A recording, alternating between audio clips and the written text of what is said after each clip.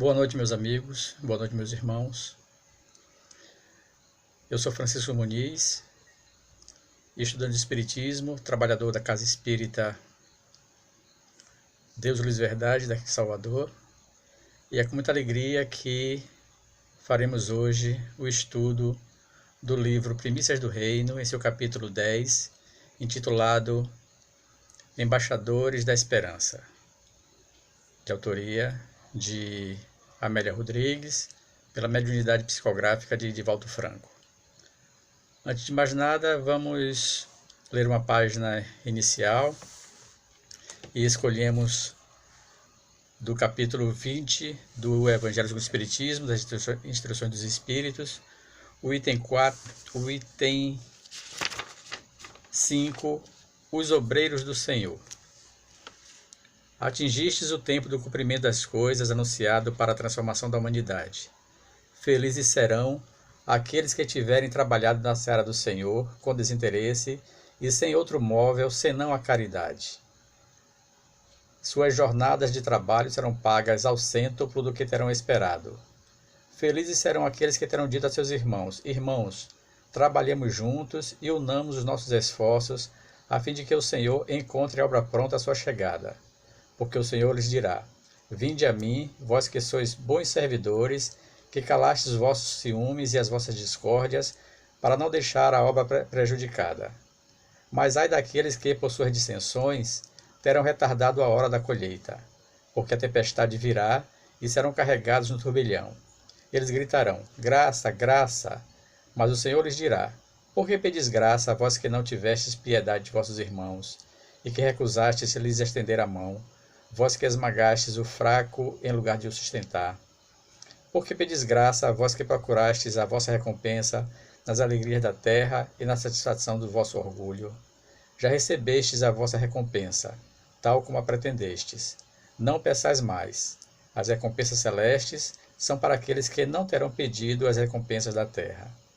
Deus faz neste momento o recenseamento dos seus servidores fiéis e marcou com seu dedo aqueles que não têm senão a aparência do devotamento, a fim de que não usurpem mais o salário dos servidores corajosos, porque é aqueles que não recuarem diante de suas tarefas que vai confiar os postos mais difíceis na grande obra de regeneração pelo Espiritismo, e estas palavras se cumprirão.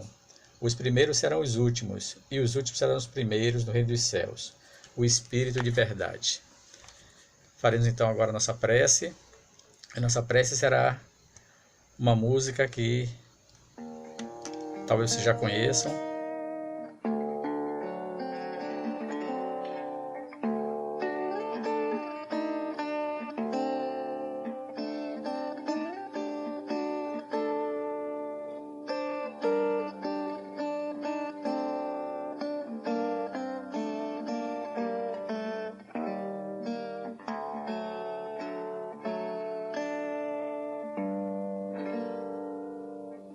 No céu, constelações de mundos brilhando, a luz do luar em toda a terra se derramando, e Deus na imensidão está sorrindo. Bênçãos de luz de sua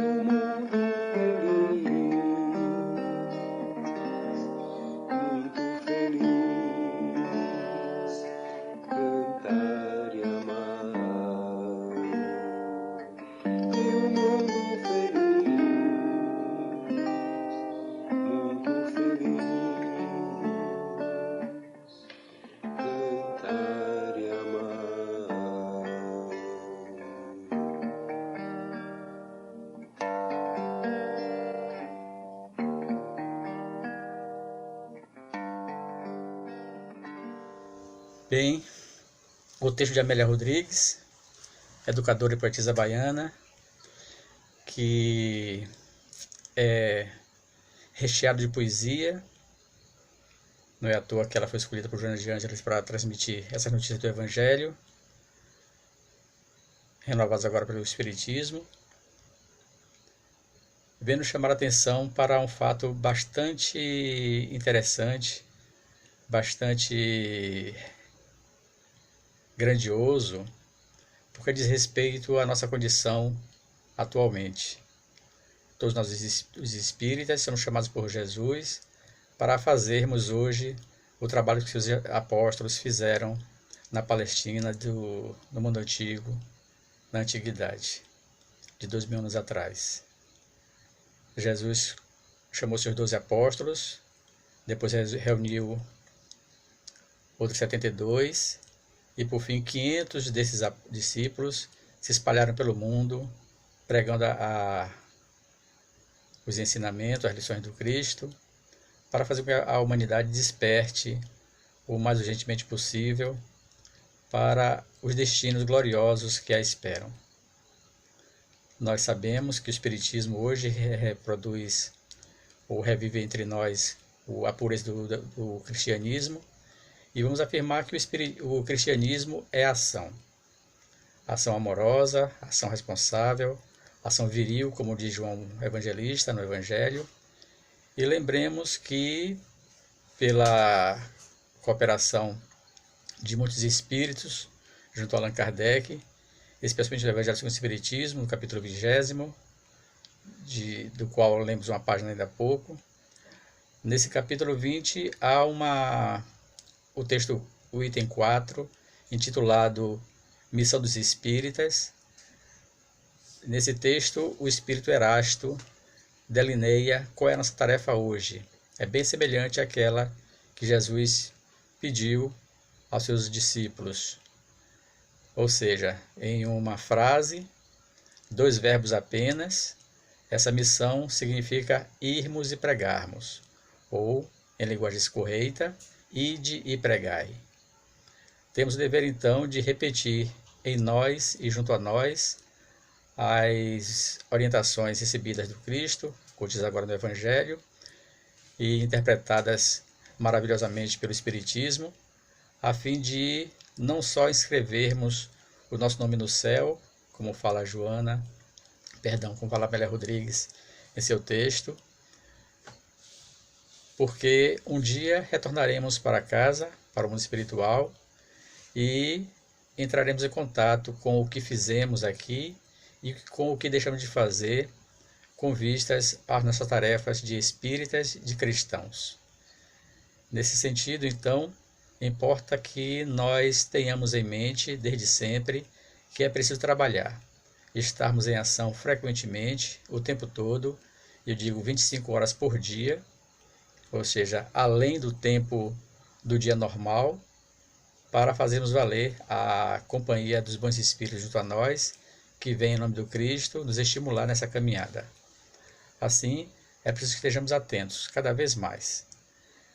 No texto de Amélia, ela fala da reunião feita por Jesus com seus discípulos, e a eles deu, em 2 ocasiões, essa determinação de sair ao mundo pregando a verdade do reino dos céus, curando leprosos, suavizando os sofrimentos todos, expulsando demônios também, na linguagem antiga, e nos vemos hoje fazendo essas mesmas coisas, só que sob a orientação do Espiritismo. Então, em vez de expulsar demônios, nós entramos em contato com os espíritos, especialmente aqueles mais sofredores, que chegam para nós na condição de perseguidores, de espíritos maus, como chamamos obsessores, para que eles se esclareçam, tanto quanto nós queremos esclarecer, e passem a trabalhar por si mesmos na adoção de posturas diferenciadas que os levarão, então, a uma melhor condição na vida espiritual, na vida futura também para eles. Assim sendo, nós temos deveres a cumprir aqui. Nossos deveres são muitos, inúmeros. Emmanuel fala de suas comunicações através de Chico Xavier que o espírita só tem um direito, que é o de cumprir seus deveres. Entendemos então que os deveres são muitos e para nós fica a incumbência de desprezarmos as recompensas da terra, como o Espírito de Verdade acabou de nos falar, e buscarmos as recompensas celestiais. Isso quer dizer desapegarmos-nos do que é ilusório, do que é impermanente aqui na terra, e buscarmos somente aquilo que diz respeito à nossa alma, a economia espiritual. Assim, vamos enriquecer de valores, de virtudes, para que, quando chegar a nossa vez, não nos vejamos naquela condição do servo mau, e nessa passagem do Espírito de Verdade, ele vai nos indagar, o Senhor: por que pedis graça, vós que desprezaste vossos irmãos? Então, para que não tenhamos essas surpresas agradáveis, temos de agir o mais responsavelmente aqui na Terra, enquanto estamos por aqui. E vemos que os tempos atuais são bastante propícios para isto. Somos chamados hoje a ficar em casa e sairmos às ruas o mínimo possível, somente para atender às questões essenciais, realmente necessárias. Mas isso não impede absolutamente que tenhamos uma atitude responsável, favorável, junto aos sofredores, de modo algum. Então, nós temos a nossa mente bem aberta para isto, podemos pensar bem a respeito dos nossos irmãos que estão sofrendo, bem mais do que nós. Temos o coração sensível à dor do próximo, e nesse momento elevaremos que seja uma prece em benefício de cada um deles, aqueles que conhecemos e aqueles que não sabemos quem são, mas se encontram em situação bem deficitária. E tanto são eles encarnados quanto desencarnados. É preciso que nós adotemos a postura de espíritas e passemos a trabalhar nos dois planos da vida, o plano material e o plano espiritual. O plano espiritual, pela mente, e aproveitamos o momento de sono, quando o espírito se desprende, para atuarmos com mais eficácia, com mais ênfase, diria até, junto aos nossos mentores, junto aos nossos guias espirituais, na atenção àqueles nossos irmãos mais desvalidos. E enquanto aqui estamos encarnados, olhar para quem está conosco dentro de casa e sermos gentis, pelo menos, respeitosos, atenciosos. Tudo isso nós podemos fazer. O tempo é propício, dizia para vocês. É propício porque somos chamados a balizar a nossa atuação como esses embaixadores do Cristo, embaixadores da esperança. É preciso então que aprendamos a levar a esperança para todo um conjunto de irmãos nossos, a família, a vizinhança, a sociedade, a humanidade inteira. Então é dito que quando alguém, uma pessoa, um homem, se melhora, toda a humanidade melhora junto. Então, dessa maneira, haveremos de corresponder às orientações do Cristo, que nos pediu uma coisa: meus discípulos serão reconhecidos por muitos se amarem. O amor, então, é o fundamento da nossa ação. Todo o Evangelho é lastreado nessa palavrinha, que não é um mero sentimento, é uma energia poderosíssima que cria e recria as condições de vida para nós em todos os planos, em nome de Deus, e agindo assim teremos condições de, renovadas vezes, de fazer cada vez melhor.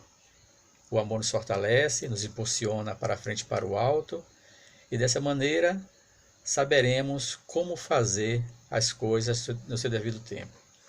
Temos essas atribuições. O Cristo, então, no texto de Amélia Rodrigues, nos diz que iremos de cidade em cidade pregar a boa nova. A boa nova do reino dos céus, que não está distante, está em cada um de nós.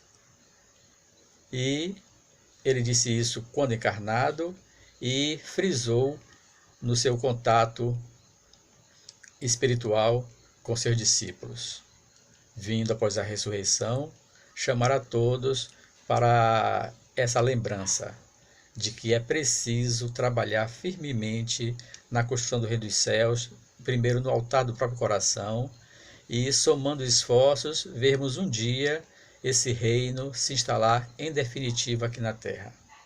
A Terra é parte da criação divina. A Terra é um dos mundos do reino dos céus. Esse reino dos céus não se resume à Terra. A Terra não reúne nela mesma todas as condições de, como poderia dizer, condições de realização desse reino. E por essa razão é que nós, algumas vezes, somos chamados a trilhar outros caminhos. Mas há uma coisa interessante que Amélia destaca. Jesus dizendo, não andeis de casa em casa, porque ele pede que quando formos a uma cidade pregar essa lição, pedir a seus discípulos, que saudasse a casa que os abrigaria e dizendo, a paz seja convosco. Porque se ali não houvesse condições de estabelecer essa paz, ela voltaria para os discípulos, voltaria para nós, e nós continuaremos essa tarefa em outra situação, em outra condição, em outro lugar. Então, ele diz, não andeis de casa em casa.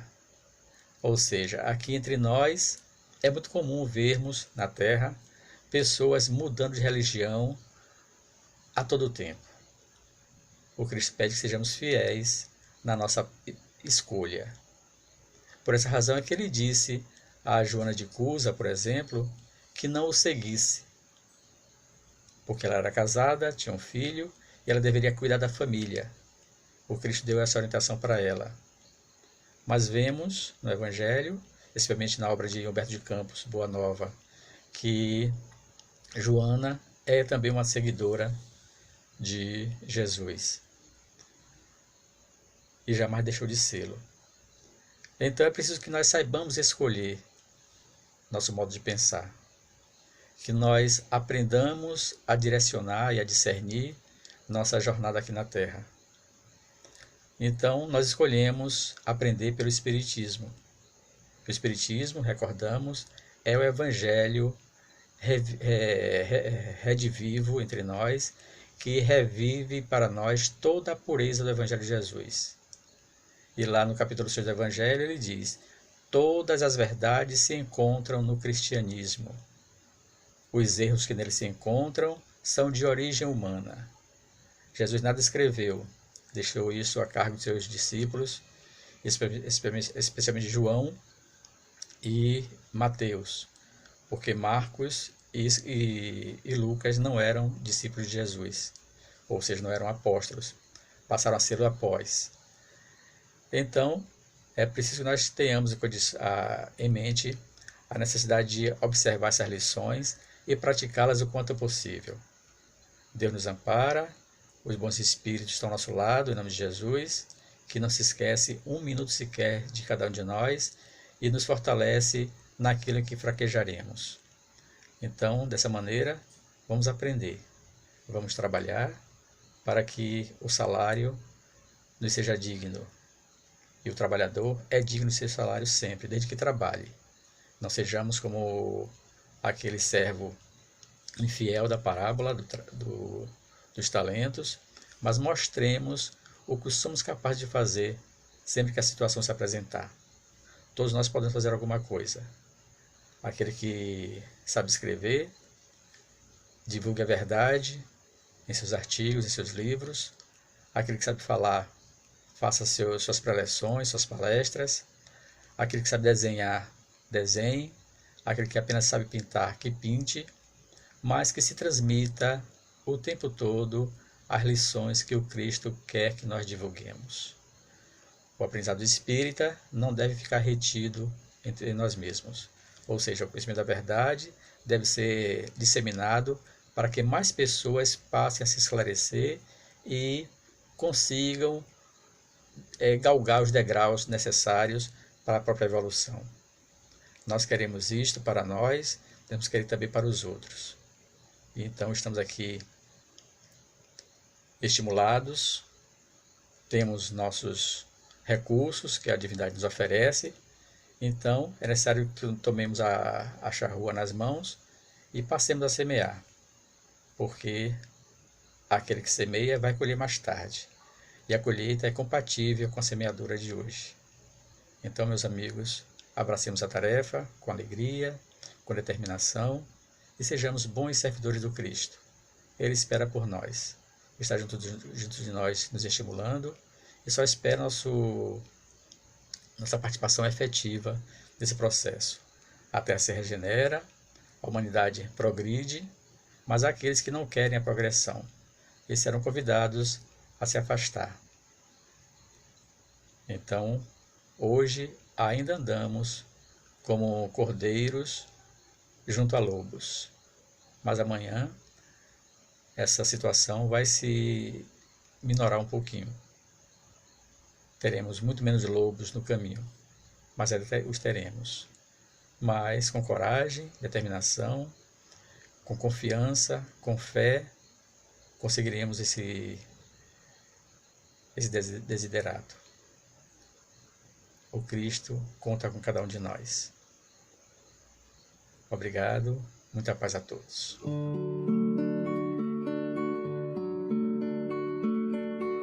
Ave Maria, cheia de graça, Mãe Santíssima, Mãe das Mães, Mãe dos filhos que no plano material são órfãos de amor. Como se refere a nossa benfeitora Anália Franco, Mãe soberana, que ao receber seu filho na palha, nos ensinou o tesouro da humildade. Lâmpada de calentura, que apagaste o próprio brilho, para que a luz do Cristo fulgurasse entre os homens.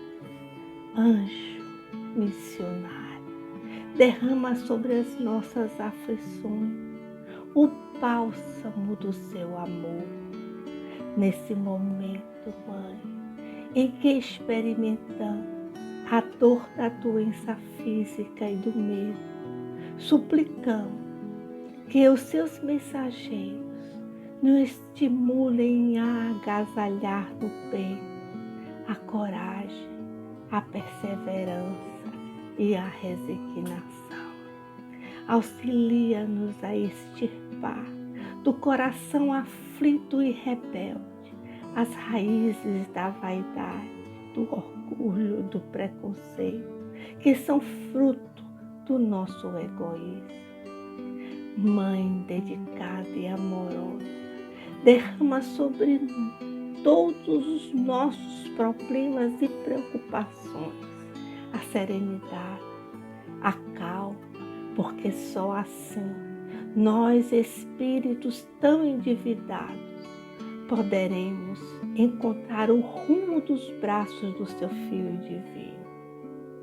Nós, pedintes e suplicantes de luz, estendemos as nossas mãos para receber o pão do esclarecimento.